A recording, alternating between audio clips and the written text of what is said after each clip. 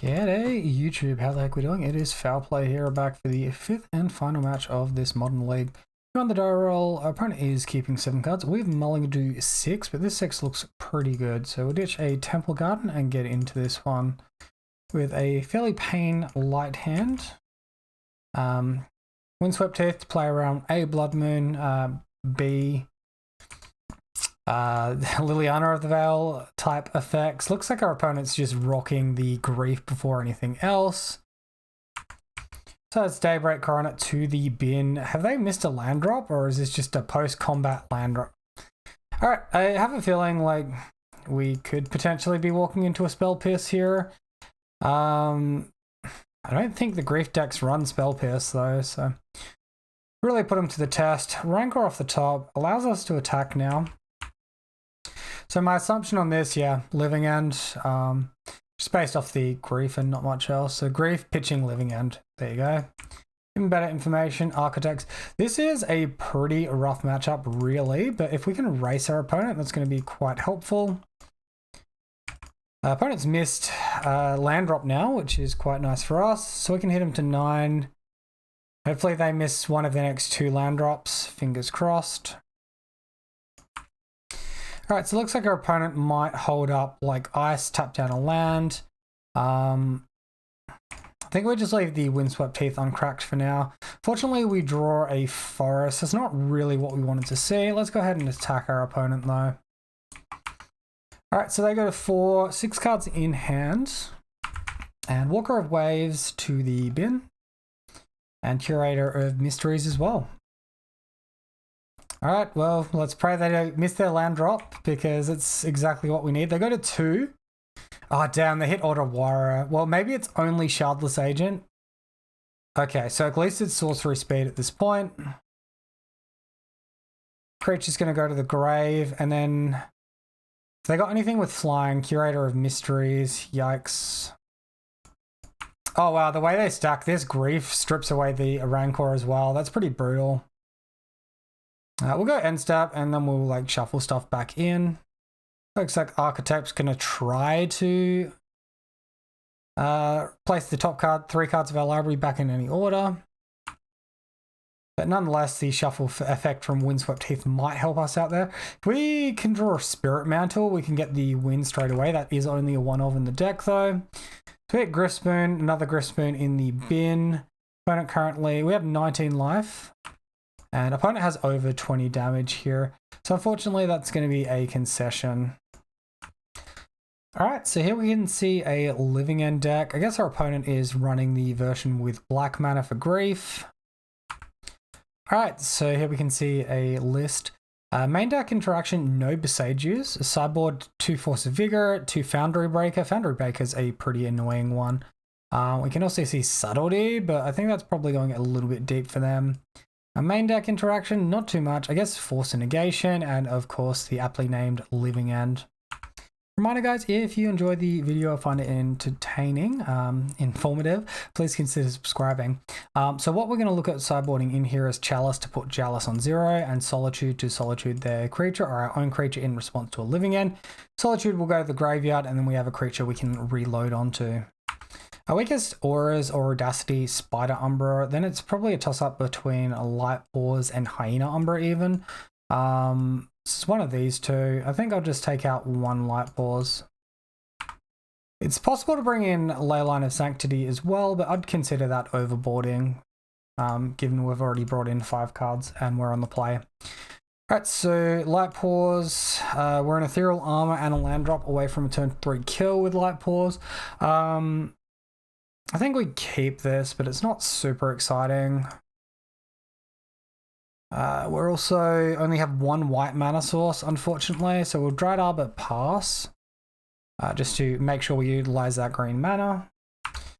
Nothing like a turn 1 Grief again, absolutely destroying our hand. I guess I'll take Light Pause and we're forced to go in on Dried Arbor, which is pretty damn weak, really. So that was exiling Architects of Will, and we see Light Pause over there. We do actually brick. Why are you shocking in Steam Vents? I guess just to lay out your stuff. I guess we get Temple Garden here. Maybe I should have gone on that, and then we'll just Sentinel's Eyes, and then we can Rancor post-combat. Alright, so opponent is on 16. We'll throw this one down. Maybe if we find an Ethereal Armor or a Solitude, it might help us out a little bit. This one resolves no Force of Negation currently from our opponent. Chalice of the Void, beautiful stuff. That's what we want to see. Alright, so we'll Hyena Umber initially, give our creature that all-important protection. See if our opponent has interaction. They do not. Alright, go ahead and attack on in for 5 points of damage. So we'll post-combat this Chalice of the Void in case they have Force of Negation. They bounce the Rancor. That's about the worst target they could have had because it's free to replay. It's the most damage prevented though. Opponent's going to be pretty sad when they see this Chalice of the Void on 0 post-combat though. Hopefully that's enough to get them. Fingers crossed. There's the Force of Negation off the top. Maybe we should have led on Rancor instead. It's probably game at this point. Shoveler's Agent pitched. Okay, so main phase during their turn, cycling Walker of Waves, Subtlety to the Bin, finally find their land drop.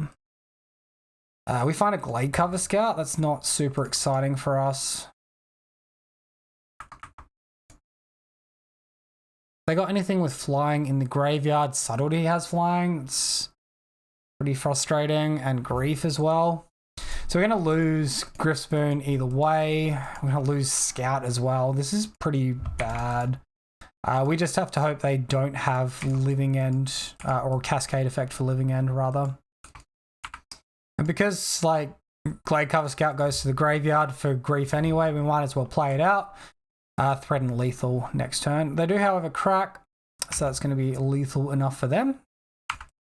Alright, Shardless Agent, flips table. This is a pretty rough matchup for Bogles. It's pretty difficult to win this one. It's always been a bit weak. So we can see Force of Negation, Otawara, Force of Vigor, Street Wraith. Yeah, I mean... Oh, we get a Floofy Paws back from the graveyard actually. Maybe it's not over just yet. I forgot they put that into the graveyard with Grief. We currently only have one white mana source though, and this forest is coming back to haunt us a little bit here. One flying creature. So we can give like Vigilance, get Ethereal Armor for first strike. It's not good enough. We have to give flying first strike, I feel. We're on 17, opponent has 10. Oh god. Opponent has 20 damage on the board currently. Maybe it's Sentinel's Eyes from the graveyard, get Ethereal Armor. It's probably Griffspoon from hand, get Ethereal Armor, no attacks. Hold back blocks for 4 damage. That's not enough to block the Riverwinder though. At which point it's get Hyena Umbra, chump block, next turn Sentinel's Eyes for either trample or... Alright, let's get our Hyena Umbra. Alright, pass the turn. No attacks. Alright, and here's an attack from our opponent. We can't block any of these creatures. That should be okay mostly though. Go to 2. Damn, that's not what we really wanted to see, was it? Alright, so at this point we can escape the Sentinel's Eyes, getting rid of 2 randoms. Then we can get Trample, and then we're just like a few points of damage short, unfortunately. Regardless of getting Ethereal Armor or Rancor, we can't win this here. Let's assume they don't block or something for some reason, and get the attack happening. Maybe we're supposed to chump block the whale to negate... Okay, well, he's flashing in Brazen Borrower in any case. Maybe we're supposed to chump block the whale, have the totem armor fall off. We save 7 damage, we're at 9 life, and then we can get a second totem armor effect.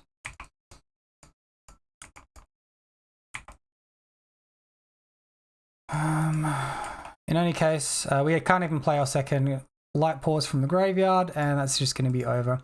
Oh, GG's opponent. I think they did us pretty dirty with that force negation. Maybe we could have played the Rancor out first and baited it. In any case, though, our opponent pretty much utilized their entire hand to interact exactly as much as they did. I think if they had a slightly slower hand, one less interactive piece, we probably would have actually have got there, which is pretty impressive. So unfortunately, we ended up with the 2-3 this league. Not super impressive. I felt like there were a couple of close games, maybe some mulligan decisions as well, which affected it a little bit. I'm still super impressed with Solitude. I think this card is very strong. We should probably be playing 3 copies of it, either at the expense of a Force, a Gadok Tig, or a Chalice of the Void. Definitely want to keep Leyline of Sanctity at 4 copies because I've done the whole 3 copy thing before and it's just not for me. I want 4 copies of this card. When you need it, you need it. As for the main deck construction, again, the main talking point as to a card to replace is Audacity, in my opinion. This could be extra copies of Spirit Mantle, Griffspoon, Spider Umbra, or even potentially an Alpha Authority if you think you can get this thing to hexproof. Maybe that's worthwhile. Of course, you have to play a 2-mana aura, and we currently only have 5 2-mana auras in our deck, so maybe that's just not even worth going for, really. Anyway, that's going to be it for today's video, guys. I do hope you enjoyed it, despite the slapping that we received. Be sure to let me know what you thought in the comment section below. Until next time, have a wonderful day. I'll see you then.